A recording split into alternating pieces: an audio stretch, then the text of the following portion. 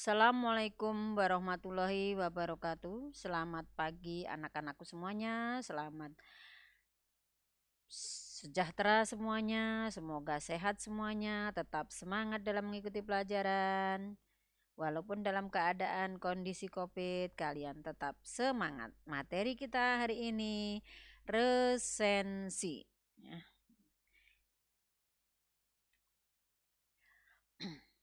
Resensi adalah pandangan seseorang terhadap buku atau karya yang dibuat dengan tujuan untuk mengulas, menilai, menganalisis, atau mengapresiasi karya dengan memaparkan data, sinopsis, pujian, ataupun kritikan. Ya. Jadi meresensi itu menilai, mengulas sebuah karya. Ciri-ciri dalam resensi: adanya judul resensi, identitas buku, sinopsis atau ulasan buku, kelemahan buku, kelebihan buku. Dalam hal ini ada beberapa yang perlu diperhatikan seperti organisasi buku atau kerangka suatu buku, isi buku, penggunaan bahasa. Nah, di sini ada judul resensi. Judul resensi dengan judul buku itu boleh sama atau boleh juga berbeda. Maksudnya gini, judul bukunya Mencari Jalan Keluar. Nah, itu judul bukunya. Nah, ternyata isinya di situ mau menyelesaikan masalah. Nah, boleh. Di dalam judul resensi itu inti dari buku yang dibaca, buku yang diresensi. Nah, itu boleh menjadi sebuah judul. Nah, untuk identitas buku itu tetap sama dengan judul yang ada di buku, tidak boleh nulis sendiri. Jadi sesuai yang ada di buku. Itu bedanya antara judul resensi dengan judul identitas buku. Sinopsis atau ulasan jelas ringkasan bukunya. Ada kelemahannya sebuah buku pasti, ada kekurangannya, ada kelemahannya atau kelebihannya. Kerangka bukunya, isi buku, penggunaan bahasa. Jenis resensi, resensi informatif, yaitu sebuah resensi yang hanya menyampaikan sebuah isi dari resensi secara singkat dan umum dari keseluruhan isi buku. Nah, informasi secara singkat, buku ini isinya tentang bisnis. Nah, secara umum, tidak secara terperinci. Dua, resensi deskriptif. Salah satu jenis resensi yang membahas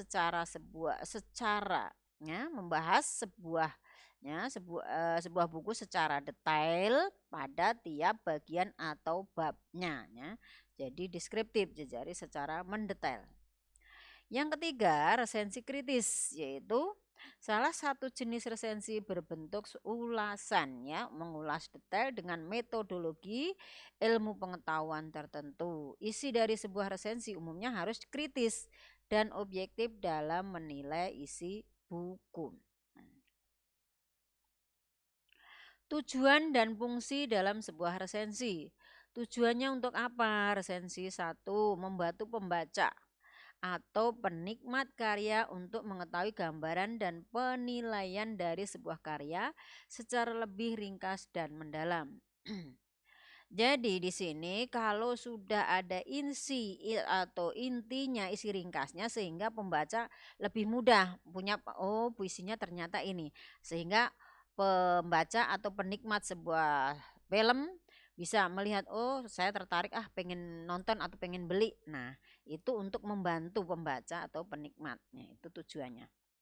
Yang kedua, membantu pembaca atau penikmat karya tersebut untuk mengetahui kelebihan dan kekurangan suatu karya. Jelas karena sudah diresensi maka sudah tahu sebelumnya, buku ini bagusnya ini, kelemahannya ini, sehingga banyak yang lebih mudah gitu si pembaca. Yang ketiga, membantu pembaca atau penikmat untuk mengetahui latar belakang alasan mengapa sebuah karya dibuat. Nah, contohnya buku tadi dibuat itu alasannya apa, sehingga pembaca tahu, buku ini dibuat karena contohnya ada undang-undang baru. Kenapa dibuat?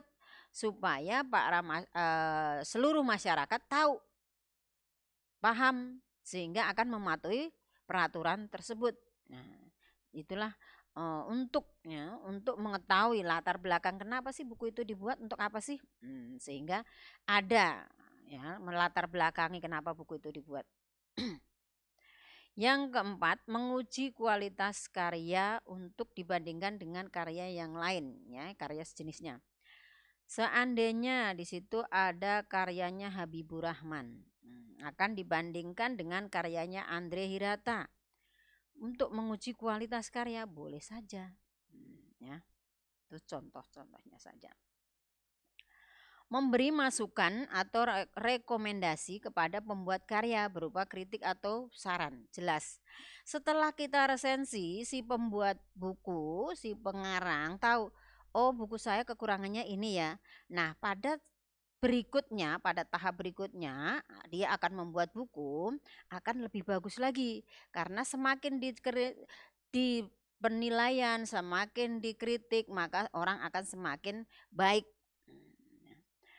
Yang keenam, mengajak pembaca untuk turut mendiskusikan karya tersebut diulas atau diresensi. Ya. Jadi seseorang yang membaca sama-sama buku ini, siapa yang suka buku ini, maka diajak, ya, diajak, diulas, diresensi, ya, mengajak pembaca.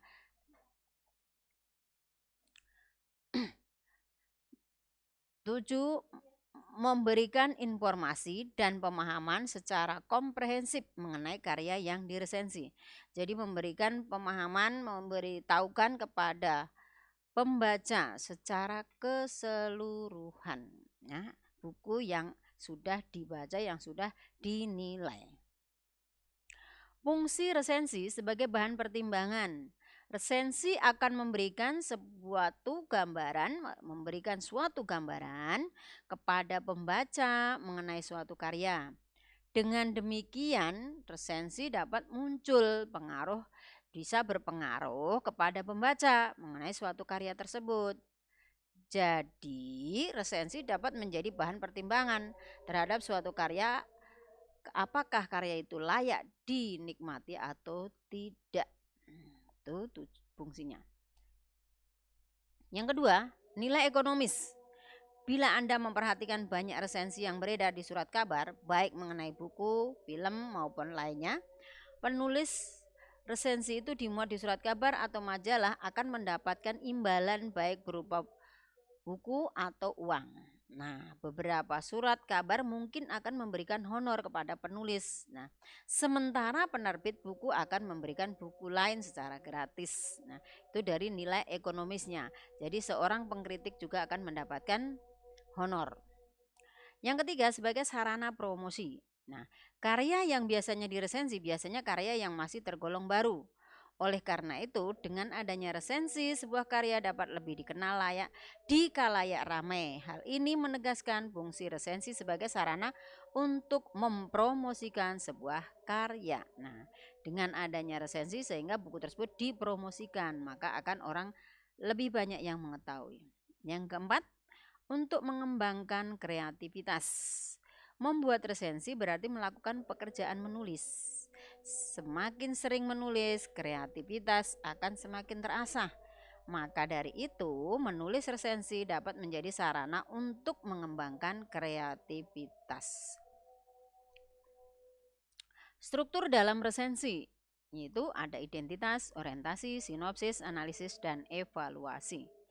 Bagian identitas meliputi ada judul, pengarang, penerbit, tahun terbit, jumlah halaman, yang diresensi. Yang kedua, orientasi. Nah, orientasi ini biasanya bagian awal atau fungsinya sebagai pembuka. Bagian ini dapat berisi penjelasan mengenai penghargaan-penghargaan yang telah diterima oleh karya yang diresensi. Sinopsis. Bagian ini isi ringkasnya menggambarkan keseluruhan isi yang telah dipahami oleh penulis, isi ringkasnya. Analisis. Bagian ini berisi unsur-unsur yang ada dalam karya tersebut yang diresensi. Nah, yang diresensi ada Ada dua jenis buku, karena ada buku novel, ada buku ilmu pengetahuan. Kalau dari segi buku ilmu pengetahuan, kalau yang dari identitas buku itu sama. Jadi judul, pengarang, penerbit, tahun terbit, jumlah halaman.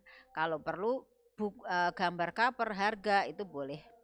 Tetapi kalau di dalam novel ya, itu ada unsur intrinsik. Nah, bedanya di situ. Kalau di ilmu pengetahuan tadi tidak menggunakan unsur intrinsik, tapi kalau di dalam novel atau karya novel, cerpen itu ada intrinsiknya. Ya, di situ intrinsik apa? Ada tema, alur, penokohan, sudut pandang, latar. Nah, itu termasuk pada unsur-unsur intrinsik. Nah, kalau buku ilmu pengetahuan cuma judul, pengarang, ya, tahun terbit, halaman, isi ringkas, kelebihan, kekurangan, itu saja. Nah, kalau di dalam novel ditambah unsur intrinsik, ekstrinsik, dan kelebihan kekurangannya juga. Evaluasi bagian ini berisi ulasan mengenai kelebihan dan kekurangan yang diresensi, itu yang terakhir ya, di bagian akhir kelebihan dan kekurangan. Jadi strukturnya tetap sama dalam resensi buku novel maupun buku ilmu pengetahuan. Kebahasaan menggunakan konjungsi penerang seperti bahwa, yakni, adalah, ialah. Nah, itu menerangkan saja. Menggunakan konjungsi temporal sejak, semenjak, kemudian, tiba, akhirnya, setelah, ketika, yang menjelaskan tentang waktu, temporal. Yang ketiga, menggunakan konjungsi penyebab, karena, sebab. Yang keempat, menggunakan pernyataan yang berupa saran atau rekomendasi pada bagian akhir teks. Hal ini ditandai dengan jangan, harus, hendaknya. Nah, sebaiknya Anda membaca buku ini karena, sebaiknya buku ini dibaca oleh ibu rumah tangga. Sebaiknya buku ini dibaca oleh pendidik. Sebaiknya buku ini dibaca oleh. Nah, itu biasanya adalah sebuah ajakan yang di akhir. Contoh sebuah resensi. Nih, judulnya Good Explained in Next Text Read. Nah, kalian bisa baca sendiri ya, Paul Arden, penerbit Perix tahun 2009, halamannya jumlah tebalnya 123, sinopsisnya. Nah, ini seriesnya. Isinya, sejak awal peradaban lebih banyak dipikirkan ya, banyak pikiran dicurahkan untuk memahami Tuhan dibanding topik lainnya. Jadi di sini lebih ke tentang Tuhan. Namun tak seorang pun dapat memahaminya. Akhirnya buku kecil ini berhasil menjelaskan tentang perjalanan naik taksi. Isi resensinya, buku ini menceritakan tentang pengalaman penulis, bagaimana cara memandang ia tentang ketuhanan. Paul Arden adalah penulis beberapa buku tentang periklanan dan motivasi. Beberapa karya buku lainnya yang terkenal adalah Whatever You Think the Office. Dalam bukunya yang berisi filosofi ketuhanan, menurutnya Paul Arden tidak berusaha memberitahu mana agama yang benar dan salah. Ia lebih menekankan pada kepercayaan akan masing-masing orang di muka bumi, tentang bagaimana kepercayaan itu memengaruhi kepribadian dan tingkah laku. Nah, jadi contoh resensi itu banyak. Kalian yang sering baca saja. Ya. Contohnya, sekarang ada novel Ayah karya Andre Hirata. Apa isinya?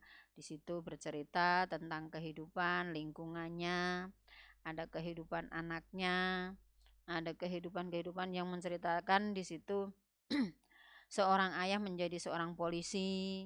Nah, ada. Jadi tergantung dari buku yang dibaca. Bisa buku ilmu pengetahuan atau buku sastra. Kelebihan buku ini yaitu bisa membawakan karya ini dengan bahasa yang mudah dimengerti beserta ilustrasinya. Meskipun ia memberikan pandangan pribadinya, tapi tidak ada kesan memojokkan kepercayaan tertentu, melainkan seolah Arden mengajak kita semua untuk saling menghormati dan menghargai perbedaan. Kekurangan dari buku ini, meskipun judulnya seolah memberi kesan bahwa buku ini bisa dimengerti dalam sekali perjalanan taksi saja, tetapi sebenarnya tidak semudah itu. Buku ini merupakan buku filosofi yang perlu dibaca oleh berpikiran terbuka dan perlu dianalisis lebih lanjut tentang apa yang ia baca. Itu tadi adalah contoh sebuah resensi buku ilmu pengetahuan, bukan buku sastra. Nah, kalau buku sastra tinggal ditambah unsur intrinsik atau ekstrinsik. Itu saja saya kira cukup. Terima kasih. Assalamualaikum warahmatullahi wabarakatuh.